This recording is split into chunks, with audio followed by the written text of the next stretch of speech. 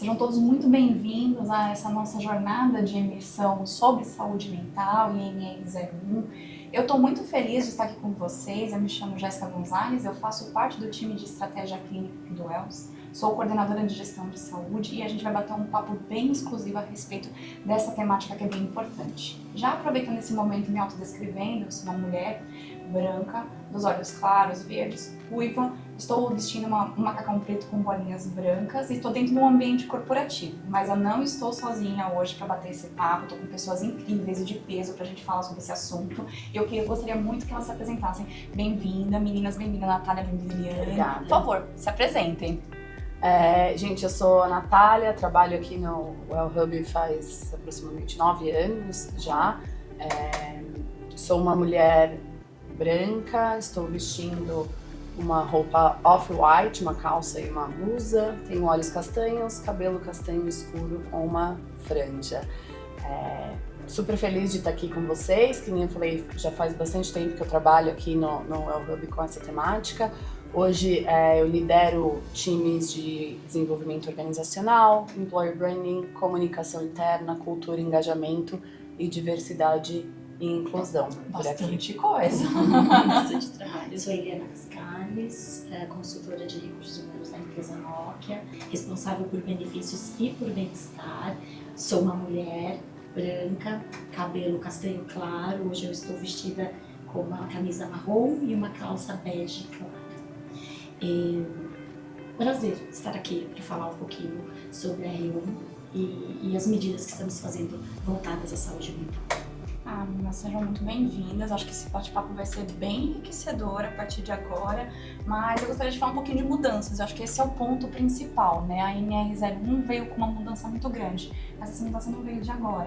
O fato é que a gente está passando por um momento de mudanças já faz algum tempo. Então a gente teve um momento de pandemia, no qual mudou todas as relações de trabalho. A gente teve um movimento também pós-pandêmico, onde a gente vai ter que lidar com algumas questões no dia a dia. Então a gente está falando de várias situações que mudaram relações de trabalho, relações de empregador e tudo mais. Essas mudanças constantes fazem com que a gente pense que o ambiente de trabalho precisa melhorar de alguma forma, que a gente precisa desenvolver de alguma maneira. E aqui eu acho interessante que a gente está numa tríade, né? RH, a gente está vendo o papel de liderança, eu sou profissional da saúde, a gente consegue pensar numa vertente onde a gente tem que entender melhor essa questão de sinergia em todas essas áreas de alguma maneira, né?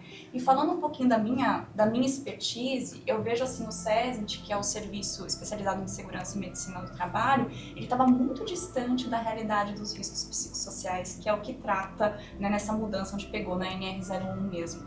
Ele estava muito distante disso, ele ficava muito mais com outros riscos ergonômicos, ele tratava outros riscos, mas esse era um elefante branco que a gente estava ali meio que ignorando na sala e a partir de agora a gente precisa dar nome, trabalhar e linkar isso de alguma maneira. Então, não é só uma função do SESMIT, é uma função da organização inteira e da cultura como um todo. E aí, pensando nessa vertente, eu queria perguntar para você, que é do RH, como é que você está enxergando essa sinergia, como é que você está vendo esse movimento aí dentro, porque realmente precisamos de uma sinergia muito maior entre outras áreas, né? Sem dúvidas, Jéssica. Recursos humanos têm um papel fundamental, né, na integração dessa organização. A gente fala em SESMIT, que está em segurança e medicina do trabalho, também no engajamento da liderança, para que a gente possa conscientizar as pessoas da importância da saúde mental e também de como é que nós vamos criar estrutura, processos e mecanismos para minimizar esses riscos psicossociais dentro da nossa organização. Com certeza é um papel chave. A RH tem aí um grande desafio, né, de integrar a organização de SESMIT e a cultura organizacional para trabalhar na identificação dos riscos e também na estruturação de ações para que a gente minimize esses riscos psicossociais. E um braço importante que eu consigo enxergar aqui, que vale a pena a gente reforçar, é o papel da liderança. Nenhum movimento de cultura acontece sem uma liderança muito bem comprada ali dentro do movimento também organizacional, né? E aí eu vou puxar você, Nath, pra gente falar um pouquinho. Nesse contexto da gente falar de cultura, de organização, como é que você enxerga esse papel da liderança trabalhando assim ativamente para ajudar nesses pilares no dia a dia? Tá, vamos lá.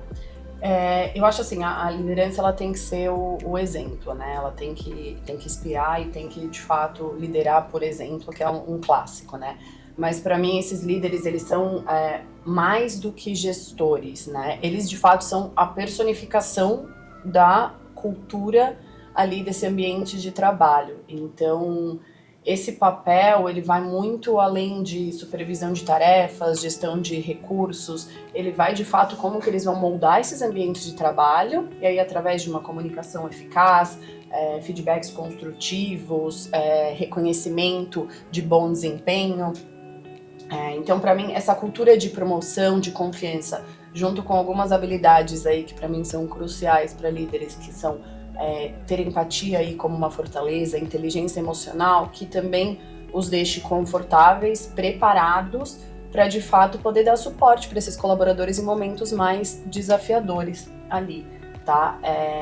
Então eu acho isso, junto com ativamente você incentivar práticas de bem-estar físico e mental, para mim é transformador. Então é onde eles de fato têm bastante impacto, e aí é a liderança que entende que um time saudável é um time que performa melhor e é um time engajado, né? É um time engajado. Não, com certeza. E a gente tem que entender também que a liderança, às vezes, ela não está pronta para tudo isso, né? Então, tem que ter também um movimento onde a empresa prepara esses líderes. Como é que você vê o papel dos treinamentos como fonte fundamental para que a gente consiga disseminar a cultura e também desenvolver habilidades, porque o que você falou agora é também um desenvolvimento de habilidades da liderança e a gestão, né? Para mim o papel do treinamento também ele se torna crucial, tá? Então investir nesse tipo de treinamento, porque assim, você precisa capacitar esses líderes, e a gente já tem estudos da OMS que falam que líderes capacitados para identificar riscos ocupacionais mesmo e promoção de saúde mental reduzem até 30% o índice de absenteísmo e de rotatividade. Então, assim, a gente já tem bastante dados aí que também nos ajudam. Tem pesquisas da Gallup que falam equipes lideradas por gestores que promovem bem-estar são times mais produtivos também. Então, assim, investir nesses treinamentos através de treinar habilidades como empatia, comunicação não violenta, escuta ativa, para mim é um pouco além até da NR01 aqui, é como você de fato vai transformar esse ambiente de trabalho e esses líderes passam a ser aqui agentes de mudança, tá? E fazem com que esse tipo de ambiente de trabalho que foca no bem-estar integrado seja a norma e não mais a exceção. Plenamente, eu acho que assim, linkando muito com o que a gente está falando aqui, a gente tem a questão da cultura. Sim, se não tiver um braço de cultura forte para exercer isso, é muito complicado, porque se a gente parar para pensar, você trouxe uma palavra que me chamou muita atenção, é absenteísmo no fim das contas, né? Então a gente olhando os dados do INSS há um tempo atrás, de 2022 para 2023, a gente teve um aumento de 38% de afastamentos por questões de CDF, que estão relacionadas à saúde mental. Quando a gente para analisar, e não faz muito tempo que saiu outro estudo do INSS, não, de 2023 para 2024, a gente viu um aumento. Então, 67% das pessoas estão sendo afastadas por CDF.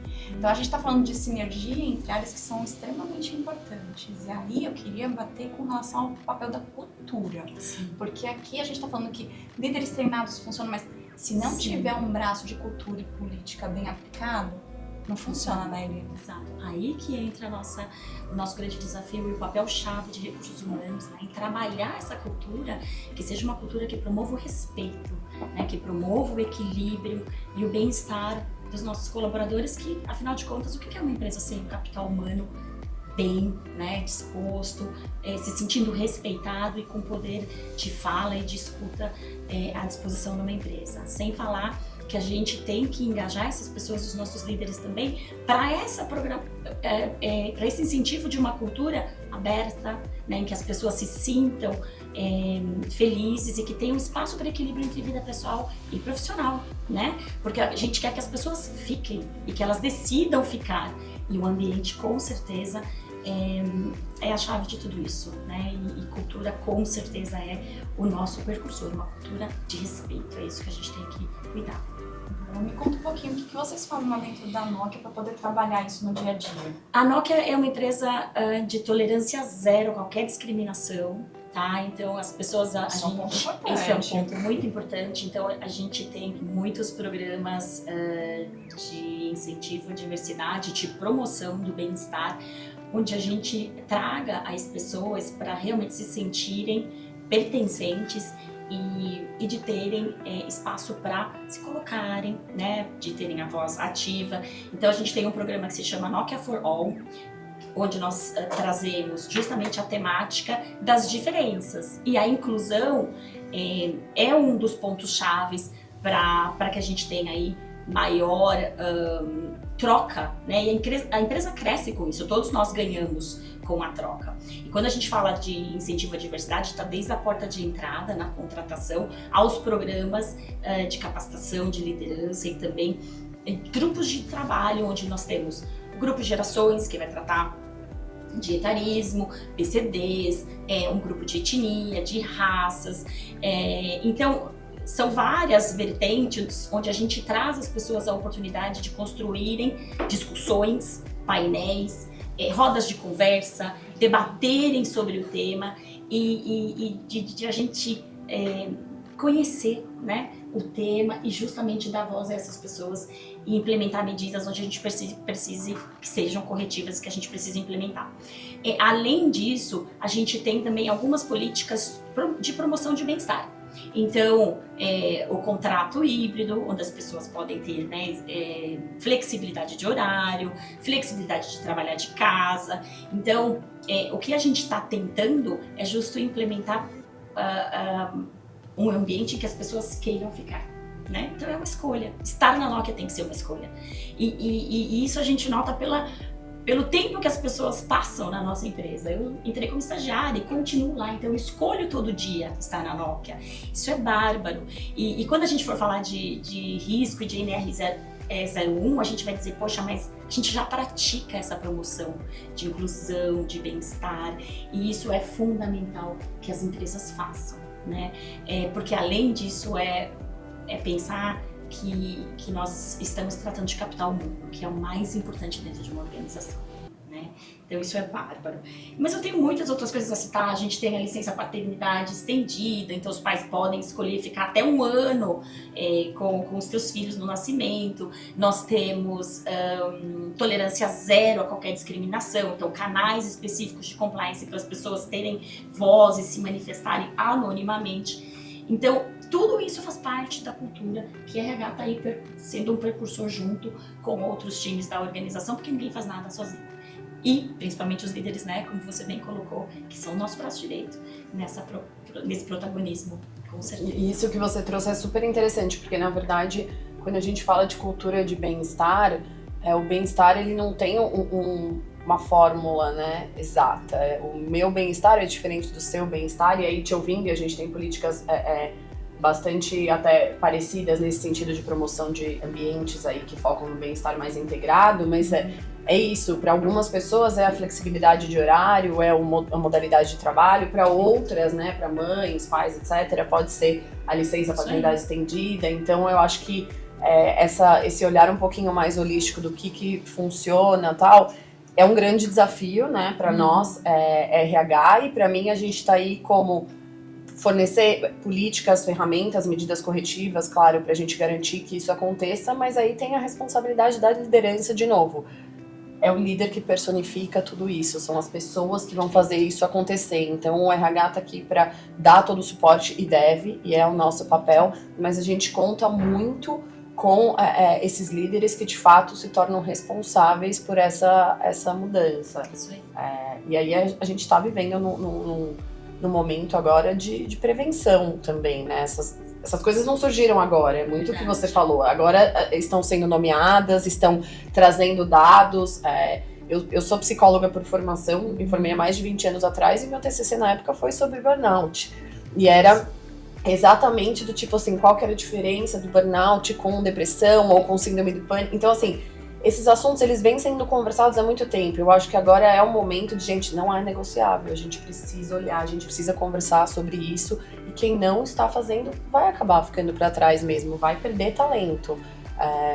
Então, é bem isso, o papel do RH é super importante e o da liderança, assim, fundamental. E a gente vê no movimento de saúde, pra gente parar pra analisar, a gente sempre foi, desde sempre, assim, desde que os dados estatísticos estão aparecendo, o Brasil tá sempre entre o ranking, ranqueando entre os países mais ansiosos, depressivos do mundo, a gente sempre tá ali em alguma forma naquele ranking aparecendo. A gente não pode desconsiderar que foi uma pandemia ou que foi este movimento que trouxe de fato essas questões para o dia a dia. Na verdade, ela sempre existiu. E eu trabalhei também num período em uma companhia aérea, 40% dos meus afastamentos, na época que eu me formei como enfermeira do trabalho, eram por questões de saúde mental, lá atrás.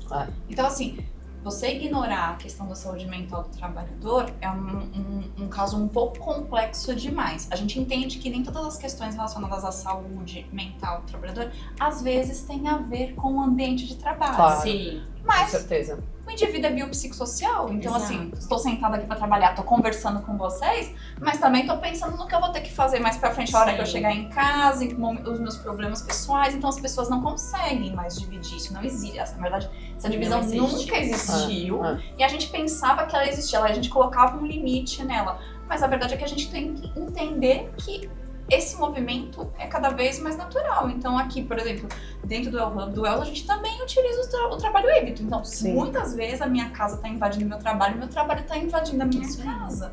As relações de trabalho mudaram, as questões trabalhistas mudaram e os riscos psicossociais, que é o que a gente estava falando, eles são muito invisíveis.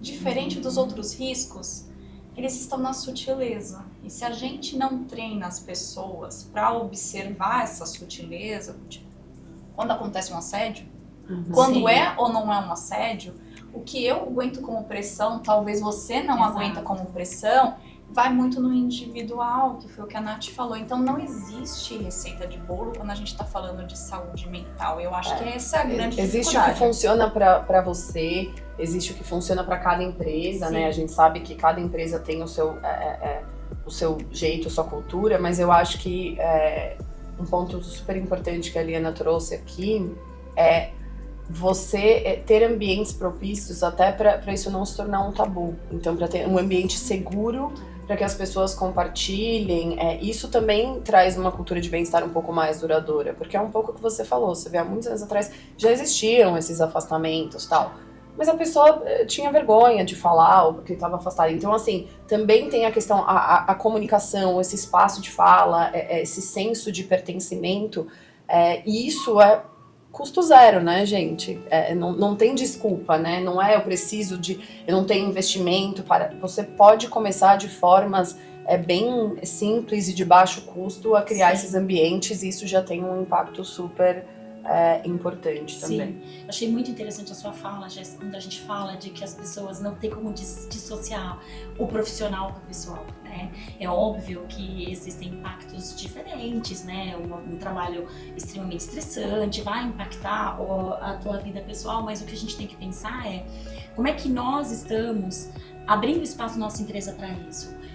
Capacitando os nossos líderes, tendo espaço para as pessoas se manifestarem, e outra coisa é trazendo também apoio à saúde mental, né? Um programa de apoio à saúde mental que a gente possa também, né, apoiar essas pessoas e, além disso, criar mecanismos para que os nossos gestores saibam lidar, né? Estejam capacitados para apoiar de verdade. E a gente é um ganha-ganha. De verdade, é um ganha-ganha, reduz com certeza todo o absenteísmo, reduz os problemas psicossociais, mas muito mais a gente cria um ambiente acolhedor, né? A gente cria um ambiente em que as pessoas sintam que elas têm um espaço para se manifestarem e também para progredirem e para serem ajudadas, apoiadas quando necessitarem. Então, é sensacional, além de redução de estresse, né? As pessoas vão trabalhar usando o máximo da capacidade delas, porque elas estão sentindo que elas têm ali um espaço para se manifestar e isso é muito importante. No fim das contas, a gente está falando de sentimento de pertencimento que gera segurança psicológica dentro do ambiente de trabalho para que você ser quem você precisa ser, como você é, No seu potencial. no seu máximo potencial. E a gente tá falando que tudo bem, a minha melhor versão não é 100% e Nem tá todo tudo dia. bem, não é todo dia. Uhum. Mas é exatamente isso. Então,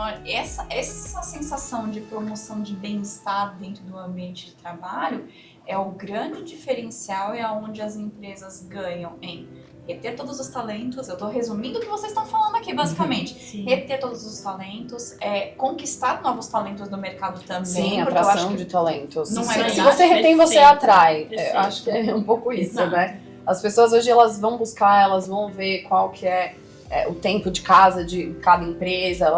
As pessoas estão olhando os dados, gente. A gente está olhando, olhar dados é muito importante nessa transformação toda. Então, por isso que a gente gosta também sempre de trazer os dados aí dos programas de bem-estar que a gente implementa, etc. Mas quem está buscando também um novo empregador, etc., busca propósito e tal, e vai olhar. Então, se você consegue passar para fora o que você tem dentro de uma forma super transparente, fica muito mais fácil e você reduz custo também de atração de talentos, Perfeito. de tudo que vem com isso. isso vai muito num viés do posicionamento da empresa. É como é que eu me posiciono ali Sim. dentro, porque a Sim. gente vê, Uhum. né, os nossos colaboradores acabam sendo os nossos maiores promotores Verdade. ou os nossos piores detratores no meio do caminho. Com Então, certeza. quanto Sim. melhor estruturada a política, melhor posicionamento, então a gente tem todo esse sentimento de pertencimento, a gente consegue mitigar todas as questões desses riscos psicossociais, porque as pessoas se sentem seguras, abertas, o possível para a gente poder trabalhar nessas questões no dia a dia e sentir realmente que de fato fazem algo que faz sentido, porque assim, nem o líder, nem a empresa, se não faz sentido para eles esse movimento, não vai casar. Então a gente precisa entender que tem que fazer sentido também para a empresa nesse movimento, né? Ai, meninas, achei o nosso bate-papo enriquecedor, esclarecedor, e eu acho que a gente tirou várias nuvens da cabeça das pessoas com relação a essa sinergia entre áreas e tudo mais. Eu quero muito agradecer a participação de vocês aqui hoje e gostaria que vocês mandassem um recado final para quem está assistindo a gente, um conselho do ponto de vista que vocês estão vendo aí com relação a esses riscos psicossociais, a questão da saúde mental, porque nunca a gente se falou tanto com relação a cuidar da nossa saúde mental e emocional no dia a dia. Então, queria um conselho de vocês aí final. Primeiramente, obrigada, né, de novo pela oportunidade, foi um prazer. Como recursos humanos, eu acho que a gente tem um papel-chave de engajar a liderança e também de fazer um diagnóstico de quais são as ações, né, de como é que eu, como RH, estou aí na liderança, junto com a liderança, trazendo a empresa como um todo a se preocupar com o bem-estar físico e mental. Caso eu sinta que eu precise de ajuda, busque no mercado, né? Busque alguém que possa ajudar, um provedor que vai te trazer aí uma mão para diagnosticar mesmo o que está acontecendo, qual é o meu risco efetivo, como é que eu posso, como RH, trazer a empresa para mitigar esses riscos e justamente para criar aí um ambiente de bem-estar para todos. Vamos lá. Perfeito. Obrigada, gente. Obrigada. Foi um prazer estar aqui com vocês. Eu acho que se eu tivesse que dar um conselho ou um recado assim, acho que um pouco na linha do que a Helena falou, mas um pouco mais no investimento em treinamento e capacitação interno mesmo, de lideranças, qual que é o papel do líder, inclusive o papel do autocuidado, de entender até onde vai o seu papel como líder em acolher e onde direcionar, de repente, para uma ajuda profissional, para qualquer outro tipo de ajuda ao parceiro. Então, acho que esse autoconhecimento, o líder pedir ajuda para o RH, para a alta liderança, também faz parte dessa transformação. Mas eu acho que é isso, assim, investir em capacitação hoje é super importante e tentar olhar isso numa onda mais positiva, né? Então, assim, a gente tá numa jornada e essa jornada, ela beneficia todos nós, né? Então, queremos pessoas mais felizes, engajadas, a gente quer poder tá bem no trabalho, em casa, no todo. Então, tentar encarar isso de uma forma leve, buscando as ajudas e os parceiros necessários, implementando a cultura, ela não se transforma do dia para a noite, são pequenos detalhes vão fazendo a diferença. Então, assim, e contem com a gente aí também nessa jornada e parabéns aí pra Nokia por tudo que vocês estão fazendo também. Perfeito. Eu queria mandar um recado, na verdade, para os profissionais da saúde, do SESMIT, porque, veja, Vocês não precisam trabalhar cilados. Olha só, podem contar com a RH, vocês têm o apoio da cultura da empresa, podem contar com a liderança como um braço para a gente identificar esses riscos invisíveis no dia a dia, porque eu sei, é muito mais fácil olhar para os outros riscos do que para esses riscos psicossociais, invisíveis, pouco sutis, mais sutis no dia a dia do que os demais. Mas acho que é extremamente importante vocês se apoiarem na cultura, na organização, nas políticas e ter um olhar para além. Então, colegas, continuem se apoiando, porque realmente a gente precisa falar de bem-estar muito mais claro no dia a dia e como global, né? Não só olhando para as questões da empresa, mas olhando a pessoa que está trabalhando com a gente como indivíduo de fato, né? E, gente, para o próximo vídeo, a gente vai falar um pouquinho sobre o papel estratégico do compliance trabalhista na prevenção dos riscos. Então, a gente se vê em breve. Conto com vocês e até lá!